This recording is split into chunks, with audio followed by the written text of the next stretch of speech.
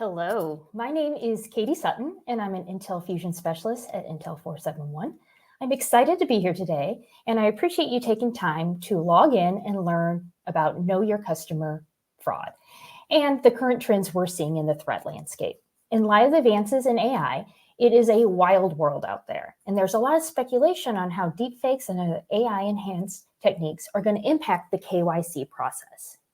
With that in mind, here's a roadmap for our KYC fraud journey we are going to go on today.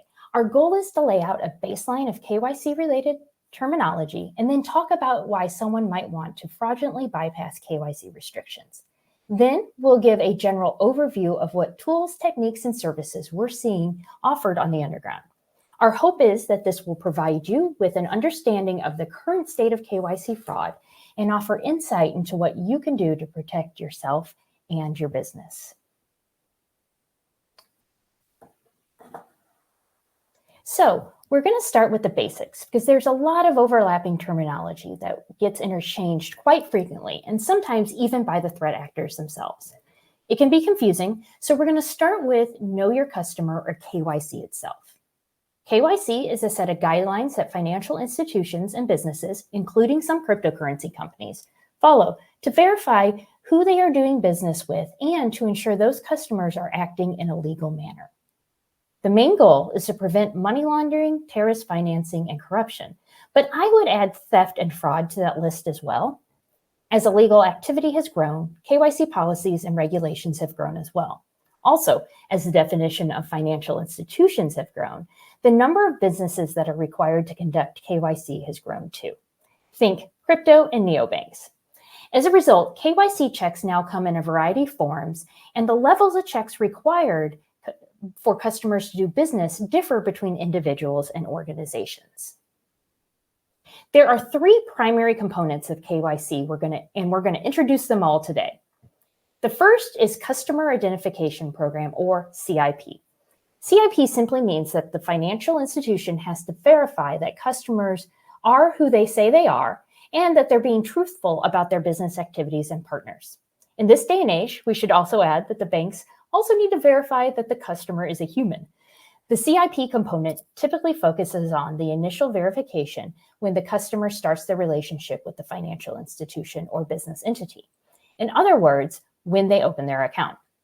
In the United States, where I live, CIP is mandated by Section 326 of the U.S. Patriot Act. In the EU, it's required by the 6th Anti-Money Laundering Directive, also known as 6 AMLD. And in India, it's the Prevention of Money Laundering Act, PMLA. And I could go on and on with these. But also on the opposite end of the spectrum, there are some countries that have very lax CIP, which can attract criminals or regular people who seek extreme privacy. Next, we have customer due diligence. And this portion of KYC involves assessing the risk level of customers and monitoring their transactions accordingly. The goal is to ensure that the customer is trustworthy enough to continue to do business with. The amount of customer due diligence goes up with the amount of risk posed by the customer. So what does this look like in practice? It might include checking government sanctions list or conducting open source research on the person or company. The third part of the KYC trifecta is called enhanced due diligence, and it involves determining a customer's risk by conducting additional and more in-depth checks. It also requires more time and money on the institution parts. Therefore, it's usually just reserved for potential high-risk customers. Institutions might require that customers verify where they get their income or provide detailed management reports or even hire a third-party research company to conduct checks. So here today, we're mainly going to talk about the CIP, or activities that occur when an individual opens their account. Now, you may have noticed I mentioned anti-money laundering several times, and you may have heard KYC being described as anti-money laundering regulations, or AML. However, AML is technically a component of KYC. As I mentioned before, sometimes these terms get mixed together, and this is a perfect example. So please just note when I say KYC, I'm including what some might call anti-money laundering checks. As I previously mentioned, now that we are in the age of AI, institutions who follow KYC rules also need to verify that they are talking to a human. So the next topic we're going to discuss is the concept of liveness, or as it's sometimes called, proof of humanity. Again, sometimes this gets interchanged with KYC, but it's a little different, and I think it's better to think of it as a component of KYC. According to liveness.com, which is an explainer site for all things liveness, the term liveness detections is a computer's ability to determine if it's interfacing with a physically present human being as opposed to a spam bot, inanimate spoof article, or such as a mask or a puppet, or an injected video. So this is where things get fun and a little scary for those of us who are trying to protect our customers and businesses from fraud. There are two basic types of liveness detection, passive and active. Passive liveness detection usually works in the background on the computer or phone and does not require the user to do anything. The computer analyzes a single captured image for indications of human liveness as well as known spoofing techniques. It will then match that image to a verified picture that the organization has on record. It heavily relies on algorithms and AI, and it's very seamless, which is appealing to customers. Think using Face ID or your fingerprint to open your cell phone. However, active liveness detection requires that the users complete a task or challenge before being verified. It could involve turning one's head in a particular direction, reading a sign in real time, blinking, or nodding on command. In the case of my little guy here, they are given the peace sign. Altogether, this adds an extra layer of checks that we like to call friction because it slows down the process a little bit, but it adds security. Next, we want to break down the concept of liveness a little more. This list of components is used to determine if non-living objects that exhibit human traits are real or an artifact. We mentioned artifacts in a previous slide, and common examples are photos, videos playing on a screen, masks, and dolls. The first is facial recognition, which is typically the foundation of liveness detection. It's pretty straightforward. The system will record and analyze facial features from an image or video and create a biometric template. That template will then be compared to all future images or videos of that person as a baseline for liveness. Next, we have depth perception, and this is a big one. This is possibly the most important aspect of liveness detection. Why? Photos and videos lack depth. So systems that use 3D mapping over 2D are much more accurate at measuring liveness and harder to trick with artifacts. Next, we have motion analysis and random challenges. These are actually two distinct parts of liveness, but they're similar enough that we'll discuss them together. Motion analysis involves requesting the user to perform specific movements so they can be analyzed to make sure they are consistent with natural human behavior. As we already talked about, this is part of active verification. So examples include tilting the head, blinking, smiling, etc. Random challenges, on the other hand, are designed to prevent spoofing. These include tasks such as reading a statement, making a random gesture, such as the peace sign from the slide before, or mimicking a movement from a video prompt, which is particularly clever. Since these are unpredictable, it's harder for the gestures to be mimicked by AI or practiced beforehand with an artifact. Next, we have texture and color analysis. Liveness systems examine the textures and colors of the face to determine if they're realistic. They're especially in tune with the way colors change with movement and light, and they've been found difficult to fool with static pictures. Moving on to behavioral biometrics, this refers to liveness detection programs that analyze unique patterns associated with each user. So, in other words, not only are they checking to make sure someone is human, but they're making sure it is the correct human and it's the same human each time. These metrics include, but are not limited to, how an individual blinks, smiles, or moves. These unique characteristics are picked up in an initial baseline scan, then compared to the user each time liveness check is conducted.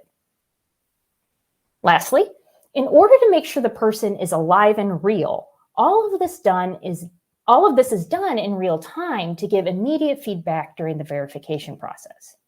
This ensures that the real person is present and not an inanimate object or artifact. For instance, if a person was in an active verification process and it took them 5 minutes to respond to a prompt to smile, that would be highly suspicious and would likely fail the liveness check because it's not completed in real time. All right, so we're going to go through just 2 more concepts before we put this all together. And the first one is document fraud.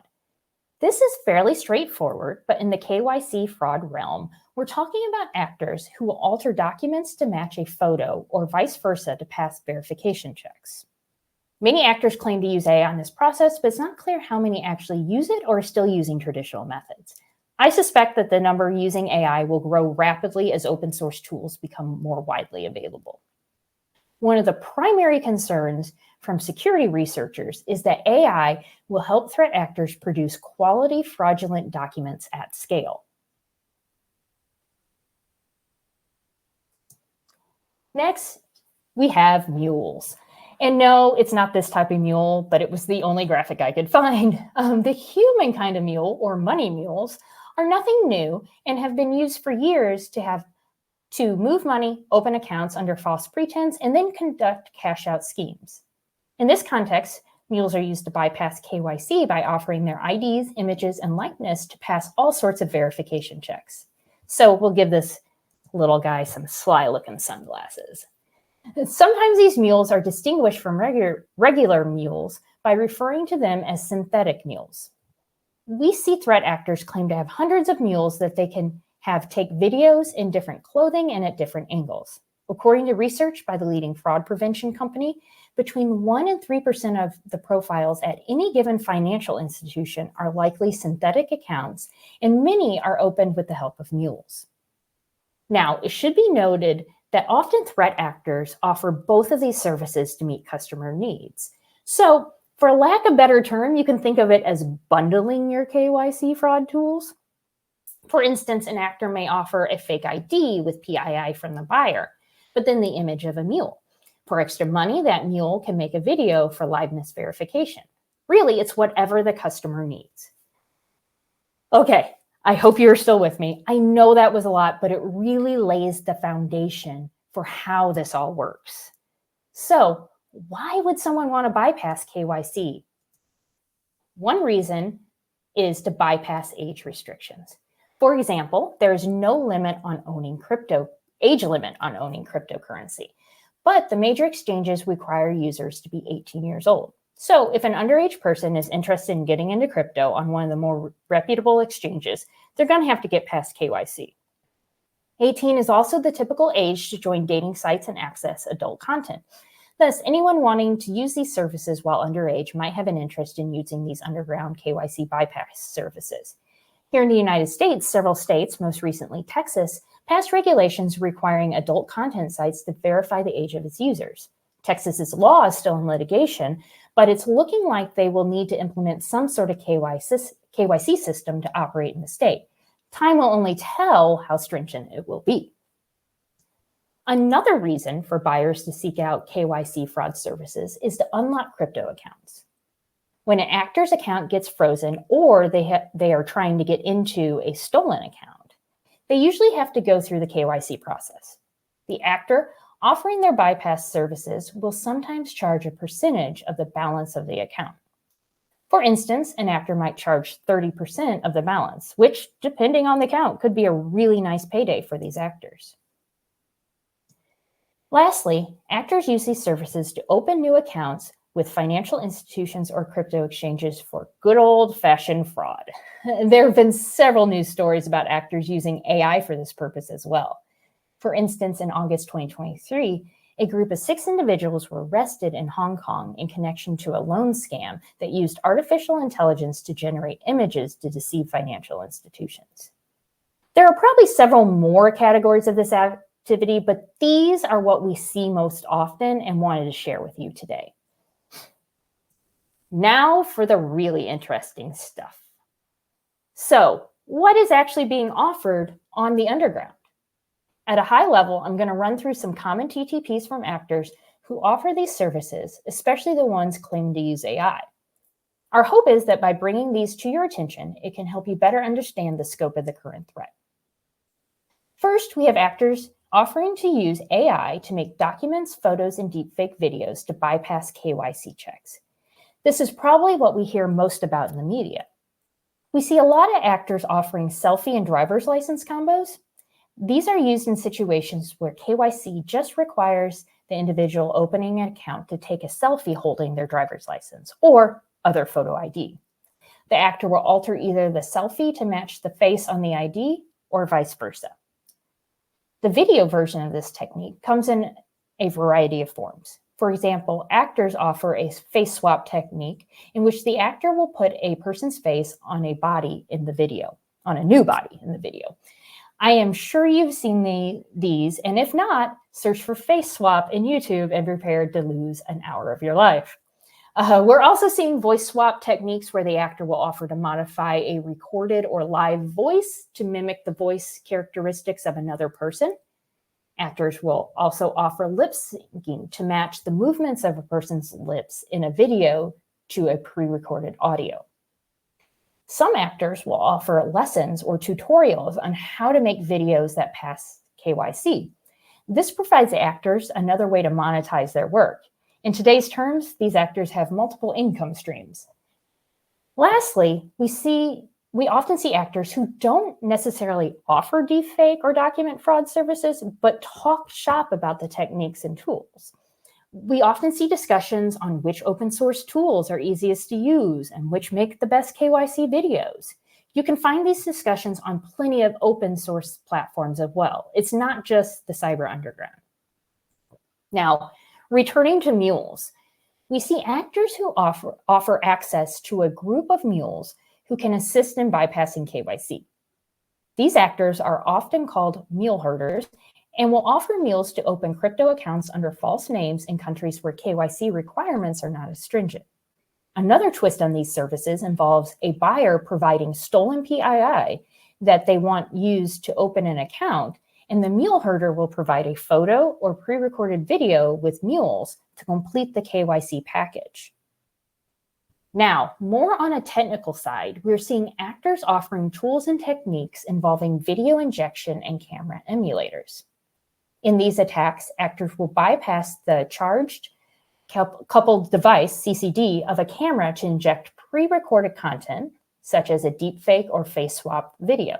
Okay, I don't want to get too technical or nerdy, but for context, a charged coupled device is a circuit that is light sensitive and creates the image of what the camera is looking at by converting photons to electrons.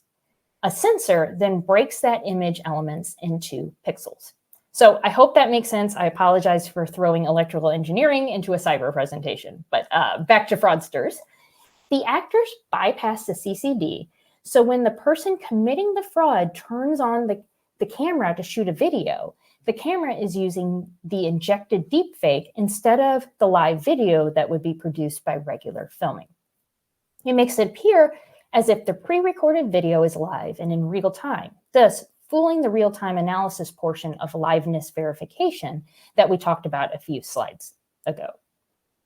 These attacks can be conducted through a variety of means, such as hacking the phone's camera device to allow the injection, using an exploit, or most often with a camera emulator. Camera emulators are very common and have lots of valuable uses. For instance, if you want several different video feeds streamed into one frame. If you've ever watched a gamer on Twitch or YouTube, you'll understand what I mean. They have a stream going of the game map, a stream of the first-person view of the game, and a stream of themselves playing and offering commentary all in one view. These three streams are fed into that view via a camera emulator. In the KYC world, emulators feed pre-recorded video streams into the verification system as if it were a real video.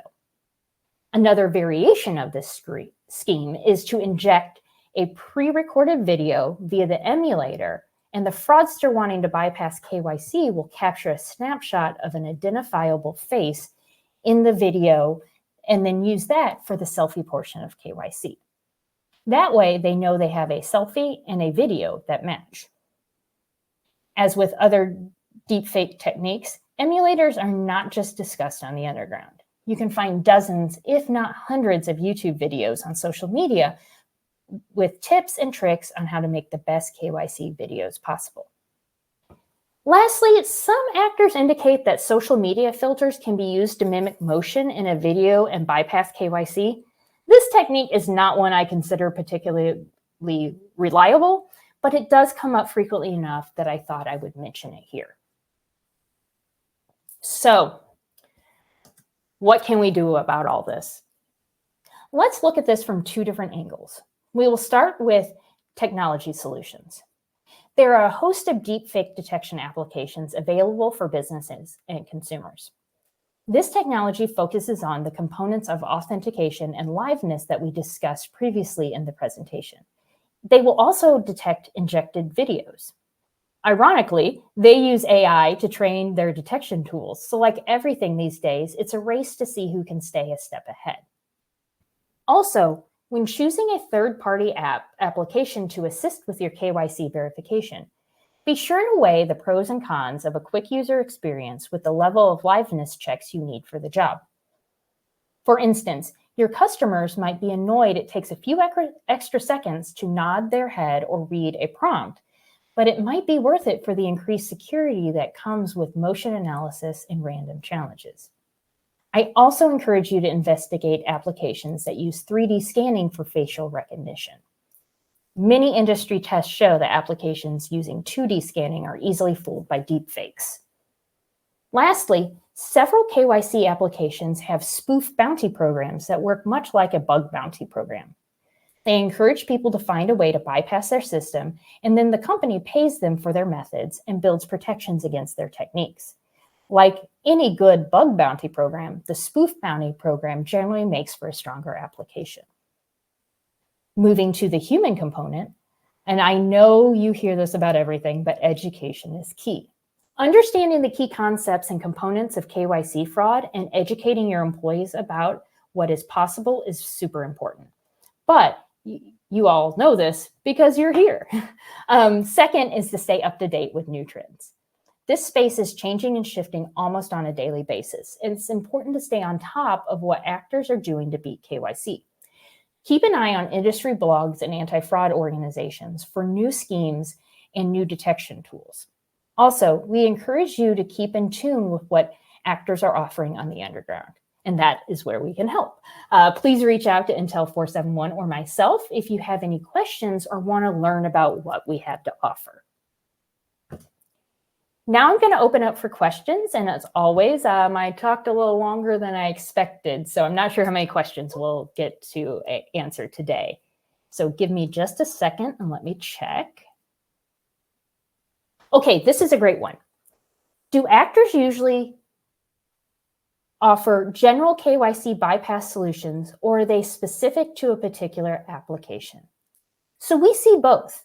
Some actors offer bypass hacks or deepfakes for just a particular KYC third-party application or a particular crypto exchange or a particular bank. Then other actors claim their videos will bypass everything that requires a live video. So really we see a range of offerings. However, like everything in the underground, if they don't give good products and they're going to get bad reviews and then go out of business. So it behooves them not to oversell their products and services. All right, so I see some other good ones here, but we don't have time today. We will take all of these, either myself or my colleagues will get back with you directly and make sure we get you everything you need and answer all your questions. Until then, please go check out our website and reach out if there's anything we can do for you. Take care. And again, I really appreciate your time today.